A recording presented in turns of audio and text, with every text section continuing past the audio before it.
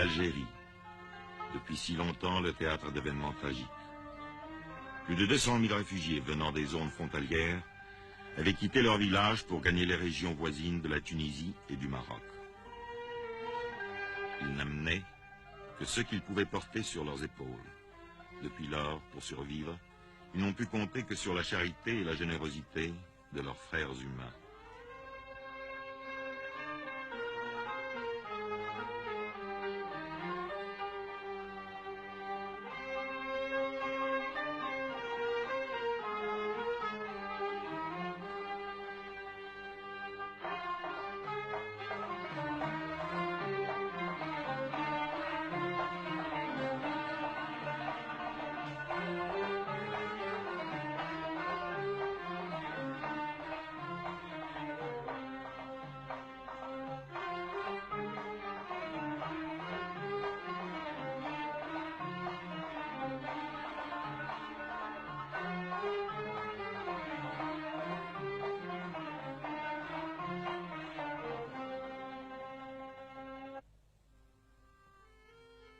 Dans tout l'islam, la religion et un même mode de vie unit les croyants.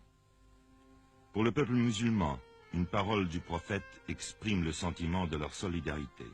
L'homme est à l'homme comme la pierre est à la pierre qui donne à l'autre et reçoit de l'autre la force qui fait la solidité de l'édifice. Lorsque venant d'Algérie les réfugiés arrivèrent, ils n'eurent rien à demander. La population locale partagea son pain avec eux. On les reçut comme des voisins chez des voisins.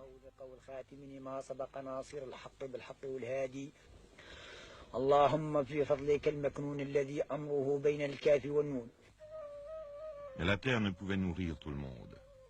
Les moyens des gouvernements tunisiens et marocains s'épuisèrent bientôt, et c'est au Haut-Commissariat des Nations Unies que l'on fit appel. Sur sa requête, le Comité international de la Croix-Rouge apporta les premiers secours. Puis, la Ligue des sociétés de la Croix-Rouge et le Haut-Commissariat organisèrent une opération plus vaste.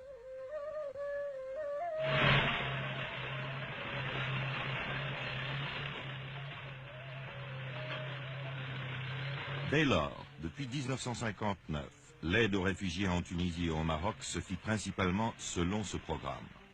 Plus de 275 000 rations par mois ont été distribuées à partir de cette année-là, au Maroc par 27 centres et par 33 en Tunisie. À Fidig, petite ville marocaine dans le Sahara, la distribution a lieu le 12 de chaque mois. L'équipe arrive la veille au soir après des heures épuisantes de voyage sur les rudes pistes du désert. Le chef d'équipe, un Suisse, fait le point de la situation avec le Caïd. Une bonne partie des 4000 réfugiés qui touchent leur ration à Fidig vit dans le désert, certains même à 100 km de la ville. Dès que le soleil apparaît au-dessus de l'horizon, commence l'arrivée des réfugiés. Ils veulent être là dès la première heure, comme s'ils avaient peur de manquer la distribution. Dans certains grands centres où la distribution dure 2 ou 3 jours, les gens font la queue pendant tout ce temps-là, mangeant et dormant en plein air. Quand l'équipe arrive au lieu de la distribution, elle s'entoure d'une clôture de barils vides.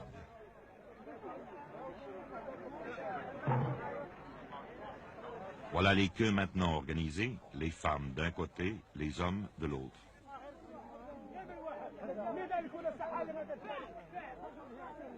Ils observent très attentivement les préparatifs. Les rations sont-elles toutes les mêmes? Ne manquera-t-il rien? Mais l'atmosphère générale est plutôt à la bonne humeur, même si parfois il faut intervenir pour prier quelqu'un de reprendre sa place dans le rang. Les vieux sont assis en cercle au milieu. Dans toutes les communautés musulmanes, les plus vieux chefs de famille sont entourés d'un grand respect, c'est pourquoi on leur laisse la priorité.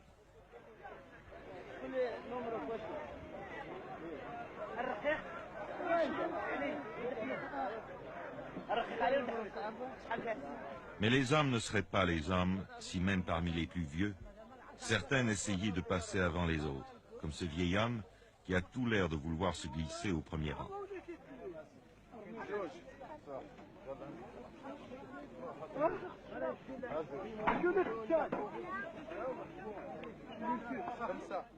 Chaque membre de la famille touche 120 grammes de savon.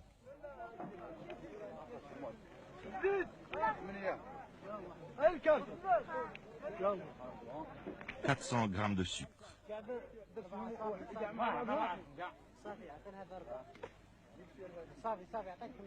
400 grammes d'huile comestible, en fait la seule matière grasse utilisée dans la cuisine arabe. Les quarts de ration sont chaque fois soigneusement pointés. Les vieux servis, vient le tour des autres. À une certaine époque, les femmes étaient servies d'abord, mais à Fidig, les chefs de famille malins envoyaient tous leurs femmes, et les hommes qui venaient des lieux les plus éloignés devaient attendre jusqu'à la fin. Aujourd'hui, 10 hommes passent après 10 femmes. Remarquez, les femmes sont toujours les clientes les plus difficiles. Une hésitation de la part d'un homme du Croissant Rouge suffit à leur délier la langue.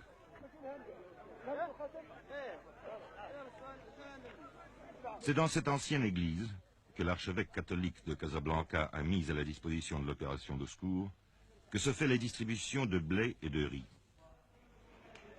Chaque réfugié a droit à 10 kilos de blé et 2 kilos de riz. En Afrique du Nord, chaque famille cuit son propre pain et fabrique sa semoule pour le traditionnel couscous. Un plat de semoule cuit à la vapeur, des légumes bouillis et de la viande ou du poulet, s'il y en a. Certains réfugiés n'ont pas touché à la viande depuis plus d'1 an.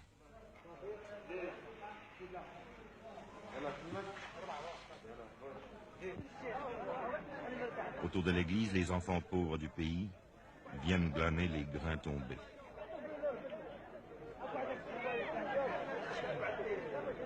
La charité n'est pas le privilège des riches. Les réfugiés aussi partagent avec les autres.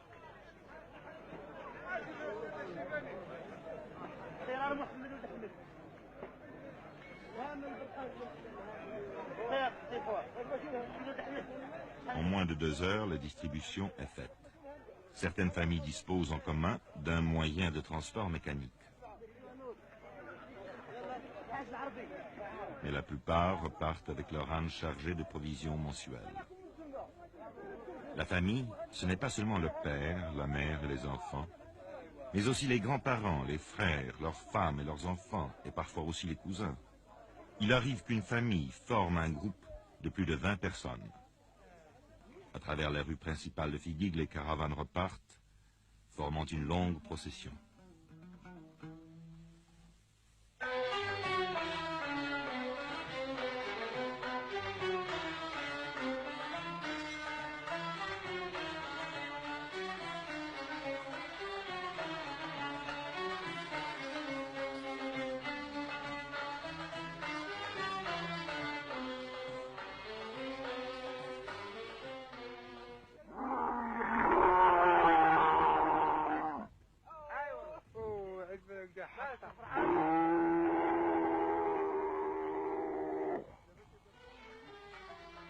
Une fois par mois, les chefs de caravanes bédouins, eux-mêmes réfugiés, ont encore des marchandises à transporter, les rations destinées à leurs tribus en exil.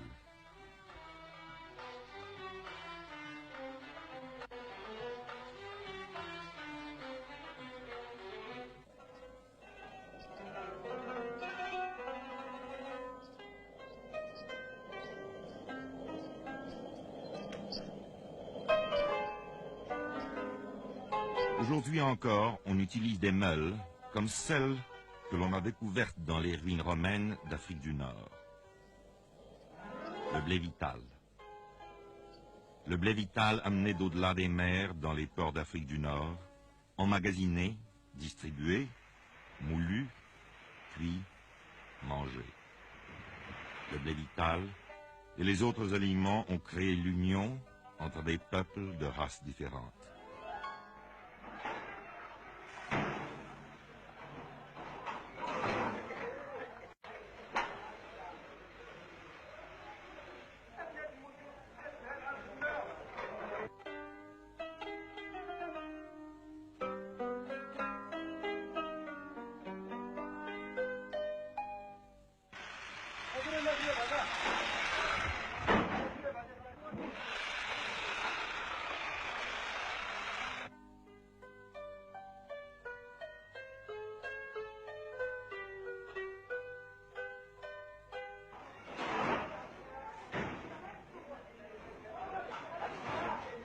l'homme est à l'homme, comme la pierre est à la pierre qui donne à l'autre et reçoit de l'autre la force qui fait l'édifice.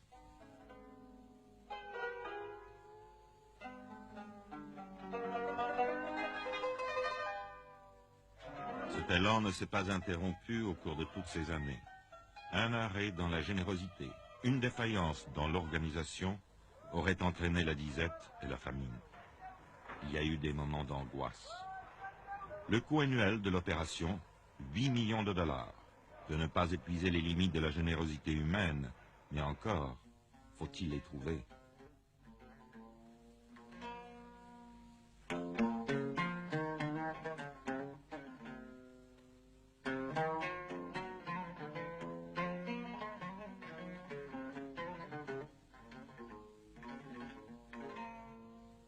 On est parvenu à fournir à chaque réfugié 1540 calories par jour. Cela signifie que la nourriture doit être préparée avec la plus grande économie pour que les derniers jours du mois, la famille n'ait pas faim. Mais cela permet de durer.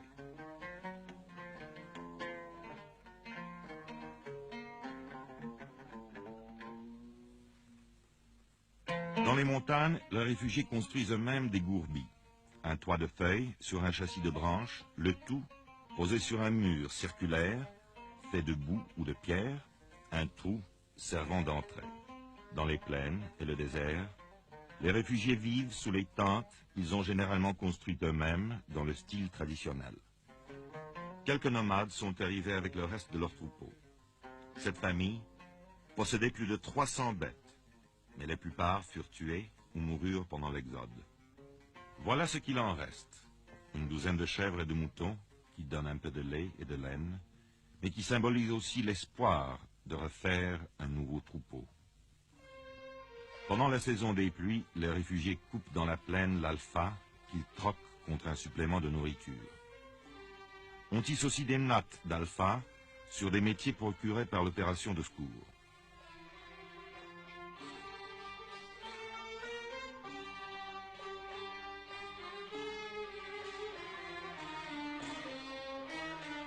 Ces nattes servent à réparer les tentes ou bien sont vendues sur les marchés locaux.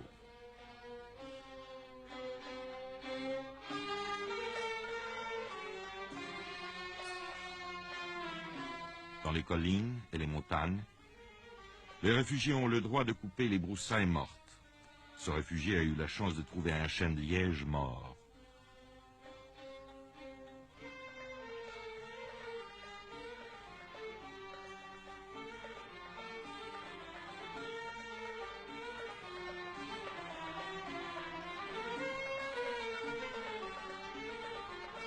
Il y en a assez pour en vendre une partie sur le marché de la ville la plus proche. Les gens de la ville ont toujours l'utilisation des broussailles.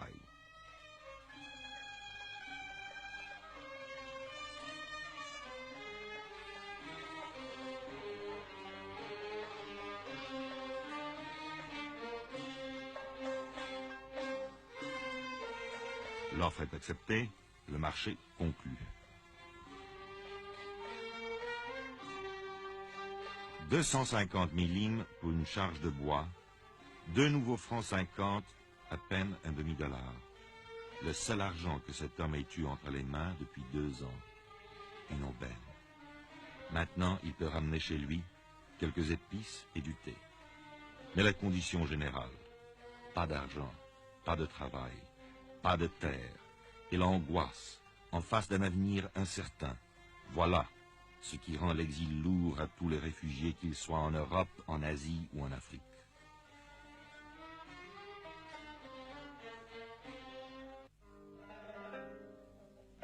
Les réfugiés dépendent entièrement du secours international. Dans ces conditions, un régime de 1540 calories par jour est souvent tout ce qu'on peut leur donner. Et 1540 calories ne suffisent pas aux enfants en pleine croissance. Or, les enfants constituent plus de 50% des réfugiés.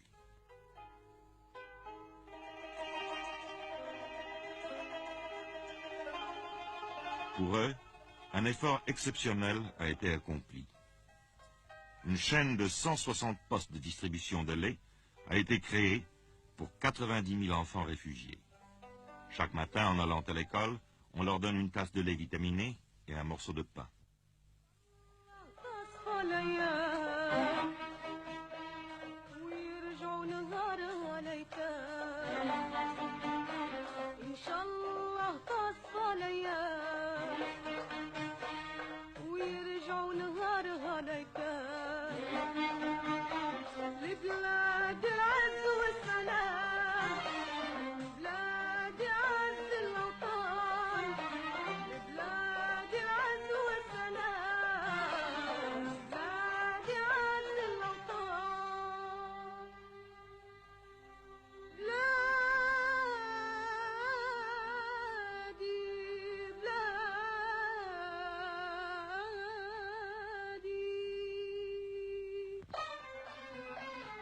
Aujourd'hui, les enfants réfugiés sont pleins de vigueur et de santé. C'est joyeusement qu'avant de se rendre à l'école, ils passent au centre de distribution. Les autorités tunisiennes et marocaines ont permis l'accès de leurs établissements scolaires à tous les enfants réfugiés. Mais, dans certains cas, il a fallu avoir recours à l'aide internationale pour améliorer les possibilités dans ce domaine.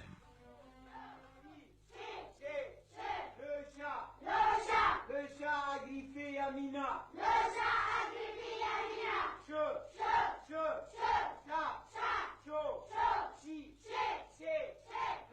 Il y a tant d'élèves que les cours sont donnés en 2 équipes. Mais la soif de connaissance est si grande que d'habitude le groupe de l'après-midi va au cours du matin et reste dehors pour l'entendre. De la même façon, le groupe du matin assiste au cours de l'après-midi.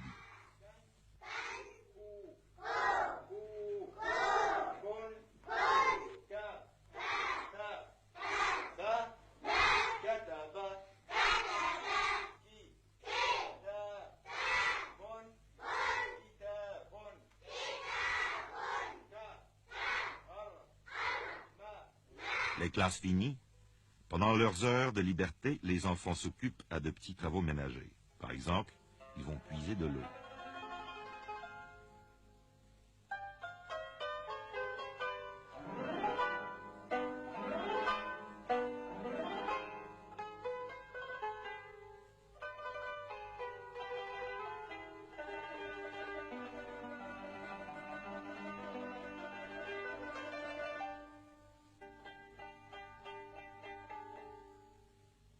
Mais comme tous les enfants, ils aiment jouer, même si les jouets sont rares. Voici un jeu que connaissent tous les enfants du monde. Il n'est besoin que de quelques cailloux qu'on jette en l'air pour les rattraper adroitement sur le dos de la main.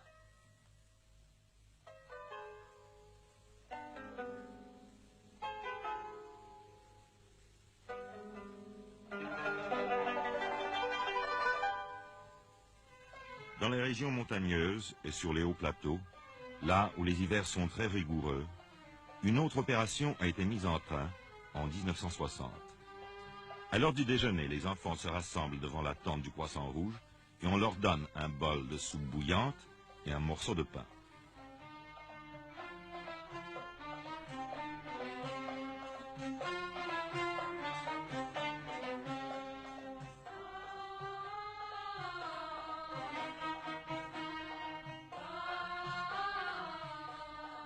Deux fois par semaine, on ajoute de la viande.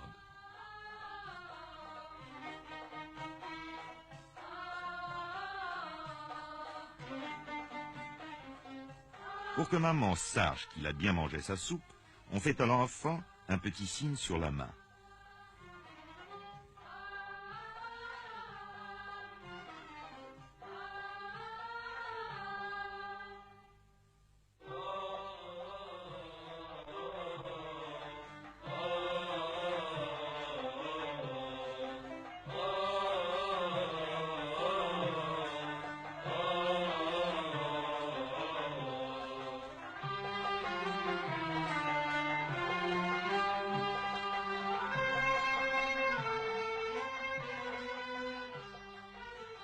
Avec tant de réfugiés disséminés sur des centaines de kilomètres, il a fallu mettre sur pied un service spécial de santé. Les médecins font des tournées régulières. Les maladies les plus courantes sont le trachome, le paludisme et la tuberculose. Leur fréquence aujourd'hui a été ramenée à des proportions normales pour la région. Mais c'est là une longue bataille menée, qui fait partie de l'effort nécessaire pour élever le niveau de vie général.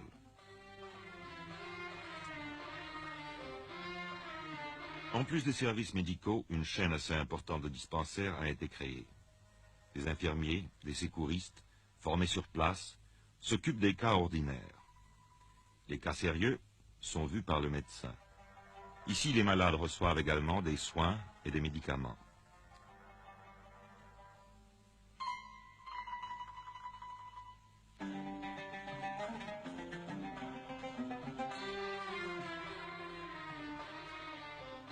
Ce service sanitaire est très apprécié par les réfugiés.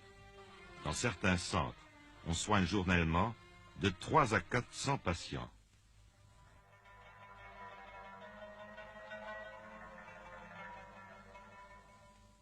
En Afrique du Nord, l'hiver, il peut faire très froid.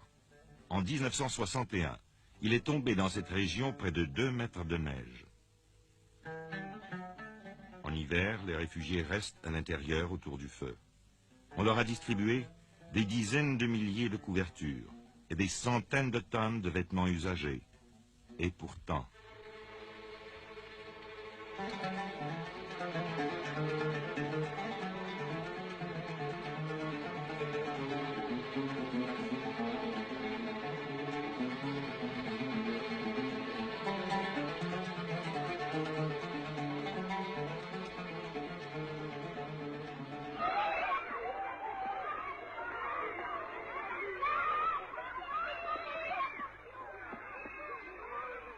Une fois par an, on donne aux enfants une kashabia.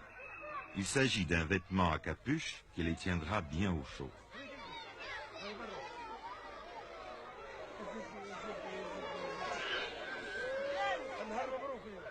Avec la meilleure volonté du monde, il est impossible de faire comprendre à ces jeunes gens qu'il est inutile de se bousculer.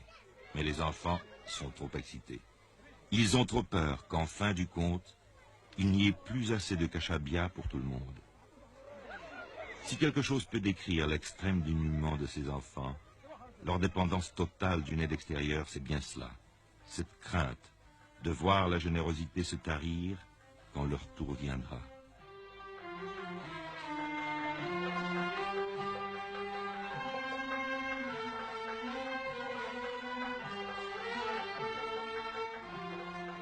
Myriam et son petit frère pleuraient à chaudes larmes pendant que les autres s'en allaient avec leur merveilleuse kashabia. Ils étaient les derniers. Mais il en reste encore. Pour lui, pour elle. Et maintenant, on sourit presque.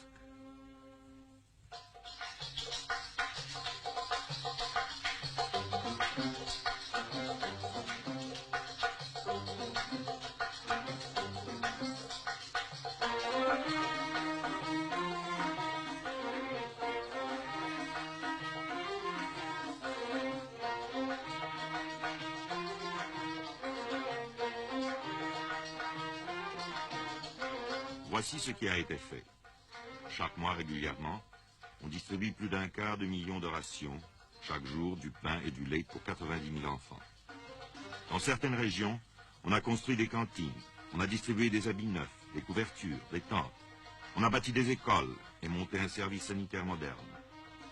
Cette opération a obtenu l'appui de 65 nations, grâce aux sociétés de la Croix-Rouge et du Croissant-Rouge, de Lion et Soleil Rouge, aux agences bénévoles, aux contributions financières des gouvernements, des groupes privés ou de particuliers. D'un bout de l'année à l'autre, les dons venus du dehors sont rassemblés et les vêtements triés selon les tailles et les âges. Les sacs usagés qui ont servi au transport de la farine sont transformés en chemises et en vêtements. Ce travail est accompli par des jeunes filles réfugiées dans un centre d'apprentissage du Croissant-Rouge d'Oujda au Maroc. Le cours est très attentivement suivi par ces adolescentes. زيدي هكذاك نغديري 5 ديري 4 بالرز. le retour au pays natal, est le seul avenir pour ces jeunes enfants et leurs parents. Les réfugiés ont été reçus comme des voisins chez des voisins par les peuples de la Tunisie et du Maroc. C'est la communauté internationale qui les aide. Mais leur véritable vie n'est pas ici, où ils ne peuvent ni travailler ni s'implanter. Et tous, du reste, désirent retourner chez eux dès que cela sera possible.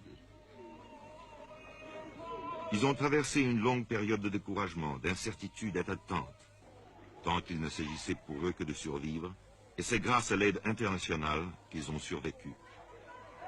Cette aide internationale leur a aussi permis d'envisager l'avenir avec confiance, car ils savaient qu'ils n'étaient pas abandonnés.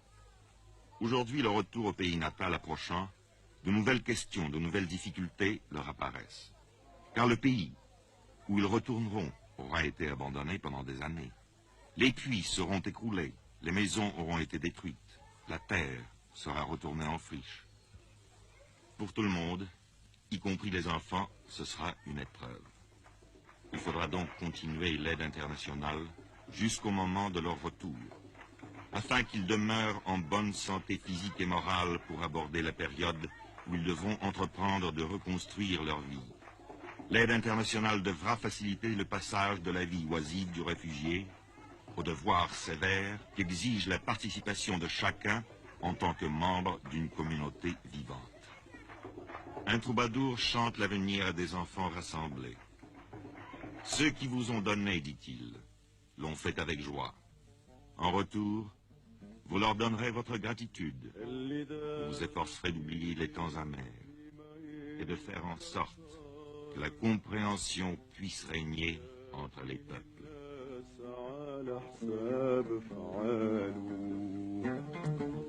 نتمنى التوحيد لجميع البشر في عالم سعيد تزيان أحواله عالم حر جديد لبدا ينتصر وتزول الغيار ما بين ابطال